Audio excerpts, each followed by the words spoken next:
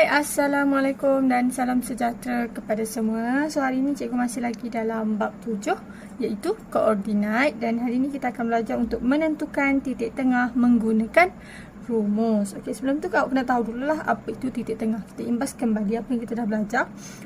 Titik tengah adalah koordinat titik tengah ialah purata koordinat X dan koordinat Y, dua titik yang menggabungkan satu garis lurus. Ya. Okey, koordinat titik tengah ialah purata. Kalau purata kita tahu yang tambah dan bahagi purata. Kita kena tambahkan, lepas tu bahagi 2. Itu adalah koordinat bagi titik tengah. Cara untuk mencari koordinat titik tengah. Contohnya, cikgu ada satu garis lurus K dan L, dan koordinat dia yang sini cikgu bagi X1, Y1, dan sini dia akan jadi X2 dan Y2. Dan tengah-tengah dia adalah, titik tengah dia adalah, kita namakan dia M. Okey, titik tengah kita namakan dia titik M. Untuk mencari koordinat titik tengah ataupun M ni, kita kena tambahkan nilai X1 tambah X2. Okey, nilai X tambah dengan X. X1 yang ni tambahkan dengan X2, tambah. Lepas tu bahagi 2 untuk dapatkan nilai purata. Kita tambah, lepas tu bahagikan dengan 2 untuk dapatkan nilai purata dia, tengah-tengah dia. Yang Y ni pula tambahkan dengan nilai Y yang kedua, tambah juga Y1 tambah Y2 dan bahagikan dengan 2 untuk tahu nilai purata dia. Macam itulah. Okey, itu rumus untuk mencari koordinat kan, untuk cari titik tengah. Okay, jom kita tengok contoh soalan bagi menentukan titik tengah yang telah cikgu sediakan. Okey, so kita akan tentukan titik tengah ni menggunakan rumus. So kita kena tulis dululah rumus dia apa. Okey, so dekat sini rumus untuk mencari koordinat titik tengah ialah, kita tulis dulu koordinat titik tengah sama dengan X1 tambah X2 bahagi 2, Y1 tambah Y2 bahagi 2, tutup kurungan. Okey, lepas tu kita kena tentukan nilai X1 dan nilai X2. Okey, kalau cikgu yang mula-mula ni kita akan jadikan dia 1. So sini adalah X1, yang ni adalah Y1. Yang ni pula akan jadi X2 dan yang ni akan jadi Y2.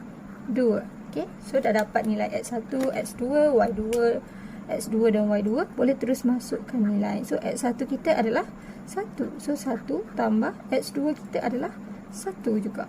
Okey, bahagi 2. Pastikan ada bahagi. Y1 kita adalah 1.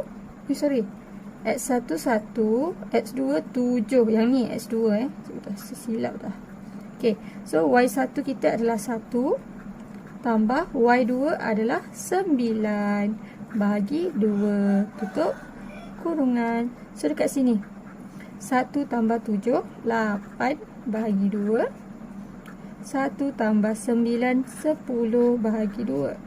Okey, so dekat sini boleh terus tekan kalkulator ataupun boleh congak. 8 bahagi 2, so 8 bahagi 2 kita akan dapat 4. Okey, so dapat 4 sini.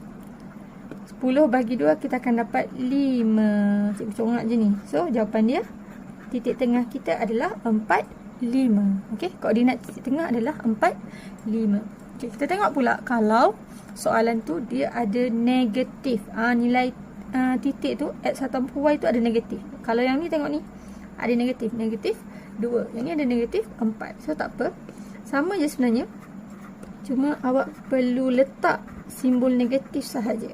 So koordinat titik tengah, salin dulu ya, formula dia ni sama dengan X1 tambah X2 bahagi 2, Y1 tambah Y2 bahagi 2. Okey, so kita tulis dulu mana satu X1. So yang atas ni mula-mula ni X1, Y1.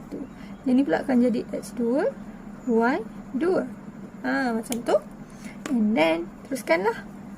Dah boleh buat macam biasa.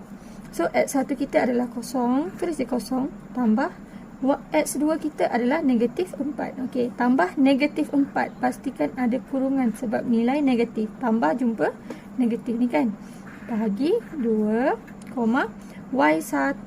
Nilai Y1 adalah negatif 2. Okay, sebab negatif dekat mula-mula di depan. So tak apalah, tak letak kurungan pun. Tambah Y2. 12. Bahagi 2. Tutup kurungan. Okey. Sekarang boleh tekan kalkulator. 0 tambah, tengok ni, negatif 4. So tutup kurungan, negatif 4. Dan kita akan dapat jawapan negatif 4 bahagi 2. Yang ni pula negatif 2 tambah 12. 10 per 2. Tutup kurungan. So dekat sini akan jadi negatif 4 bahagi 2. Negatif 4 per 2. Ataupun bahagi 2. Boleh je mana-mana. Okey. So kita akan dapat jawapannya bila kita bahagikan negatif 4 bahagi 2. Kita akan dapat negatif 2. Dan yang satu lagi pula 10 bahagi 2. Kita akan dapat 5. So terus dapat jawapan koordinat titik tengah untuk D dan E ni adalah negatif 2 dan 5. Negatif 2, 5. Dah siap. Senang kan? Okey, jom kita teruskan dengan soalan seterusnya, iaitu menentukan koordinat suatu titik apabila titik tengah diberi. Dan ni kita ada titik M 14 ialah koordinat titik tengah bagi garis lurus KL. Diberi koordinat titik K ialah negatif 21. Cari koordinat titik L. Okey, faham soalan dulu, okey? So kita buat dulu titik M14 ni, M14 merupakan titik tengah. Okey, kita keluarkan dulu apa yang dia bagi ni. Kita keluarkan titik tengah. Kita keluarkan dia. Okey, manakala diberi koordinat titik K ialah negatif 21. So titik K negatif 21. Okey. Dan dia minta kita cari titik L. L berapa? Berapa koordinat titik L ni? So kita akan jadikan dia yang K ni. Yang sini. Yang K ni kita akan jadikan dia K ialah X1 Y1. Okey, manakala yang L ni pula, L ni kita akan jadikan dia L ni sebab dia tak ada nilai. So kita akan jadikan dia L ialah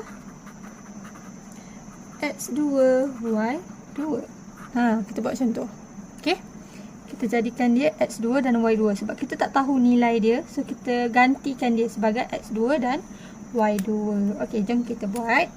Sama je. M ialah titik tengah kan. So titik M. Formula tengah adalah titik M sama dengan X1 tambah X2 per bahagi 2. Yang ni pula Y1 tambah Y2 per bahagi 2. Okay. Ini adalah formula bagi titik tengah. Okay. So titik M. Titik M, apa nilai titik M tadi?